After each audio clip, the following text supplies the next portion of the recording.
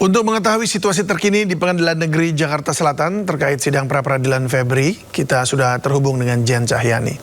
Halo Jen, ada informasi terbaru apa dari Pengadilan Negeri Jakarta Selatan?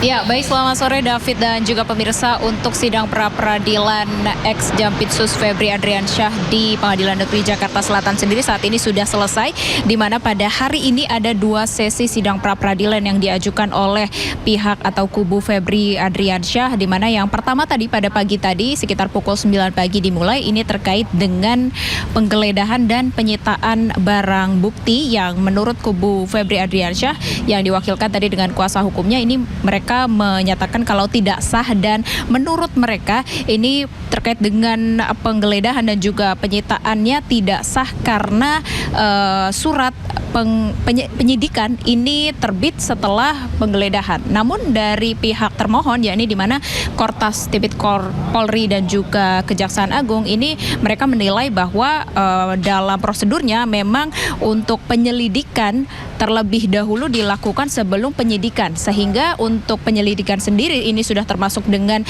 bagaimana penggalian barang bukti, di mana sempat juga ada penyitaan barang di rumah pribadi Febri Adriansyah di Sentul, ini dilakukan terlebih dahulu dari penyidikan. Namun berbeda pendapat dari kubu Febri Adriansyah sendiri yang mereka menyatakan kalau seharusnya surat penyidikan itu terbit terlebih dahulu. Dan kemudian disusul pada sesi kedua, di mana tadi dimulai sekitar pukul 1:30 siang atau 13.30 waktu Indonesia Barat, terkait dengan penetapan Febri Adriansyah sebagai tersangka yang menurut kubu Febri Adriansyah sendiri ini tidak sesuai pasal-pasal yang tertera di perundang-undangan, di mana ini belum ada pasal yang tepat terkait dengan penetapan Febri Adriansyah sebagai tersangka dan belum termuat di KUHP. Namun kalau dari kubu Kortas Tipikor Polri dan juga Kejaksaan Agung, di mana Kejaksaan Agung ini ditunjuk oleh Kortas Tipikor Polri untuk menangani kasus ini mereka menyatakan kalau sudah sesuai dengan peraturan perundang-undangan dan sudah tertera di KUHP. Dan tadi juga sempat dikatakan oleh Hakim Tunggal yang menangani untuk pra-peradilan pada hari ini bahwa yang diajukan atau yang dimohonkan oleh pihak Febri Adriansyah sendiri ini tidak sesuai karena untuk pasalnya sendiri penetapan Febri Adriansyah sebagai tersangka ini sudah termuat di KUHP dan ini merupakan hal yang sah. Jadi dari kubu termohon atau di sini Kortas Tipikor Polri dan juga Kejaksaan Agung meminta atau memohon kepada Hakim Tunggal, hakim di pra-peradilan kasus Febri Adriansyah ini untuk menolak pra-peradilan yang diajukan oleh Febri Adriansyah. Dan untuk pada esok hari ini akan dilanjutkan untuk pra-peradilan terkait dengan pemeriksaan sejumlah saksi yang besok pagi hari juga akan dihadirkan sejumlah saksi dari pihak Febri Adriansyah sendiri. Nanti kita lihat akan seperti apa keberjalanannya karena pra-peradilan ini masih berjalan dan belum ketok palu begitu ya David dan juga pemirsa. Kita masih melihat seperti apa pendapat dari masing-masing pihak, baik itu pemohon dari pihak Febri Adriansyah yang diwakilkan oleh kuasa hukumnya dan juga dari pihak termohon yakni dari Kortas Tipikor Polri dan juga Kejaksaan Agung yang menangani kasus dugaan kasus korupsi dari ex Jampitsus Febri Adriansyah. Sementara itu David. Baik, apakah di sana masih ada aksi demo?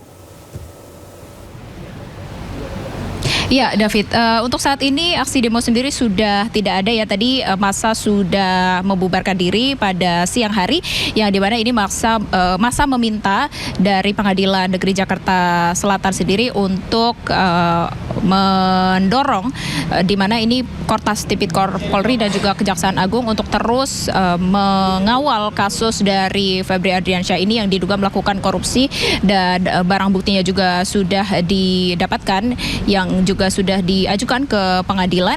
Dan tadi massa tentu saja mendukung dari pihak termohon di dalam sidang pra-peradilan ini untuk terus mendorong dari sejumlah pihak baik itu Kortas Tipikor Tipikor Polri, kemudian dari Kejaksaan Agung yang menangani kasus dugaan korupsi Febri Adriansyah sebagai ex Jampitsus, kemudian juga mendorong dari Pengadilan Negeri Jakarta Selatan sendiri untuk mengabulkan permohonan dari termohon di sini, yakni Kortas Tipikor Polri dan juga Kejaksaan Agung, dan menolak pra-peradilan yang diajukan oleh pihak Febri Adriansyah. David. Jen Cahyani, terima kasih sudah melaporkan langsung dari Pengadilan Negeri Jakarta Selatan. Selamat bertugas kembali. Kami tunggu perkembangan informasi selanjutnya. Pemirsa, meskipun menegaskan tak terkait dengan barang bukti, tim kuasa hukum Febri Adriansyah meminta sitaan emas 74 kg dan uang miliaran rupiah dikembalikan ke tempat asal. Namun terkait kepemilikan barang bukti tersebut, prinsip dasar tuntutan hukum Febri bukan ke arah situ. Juga penasaran, Mas, untuk pembelaan tentang barang bukti emas 74 kg dan uang sitaan miliaran rupiah itu, nah ini gimana Mas Alfon? Milik siapa? Apakah publik akan dijelaskan bahwa hingga ujungnya adalah Pak Febri tidak bersalah? Prinsip dasarnya nggak di situ.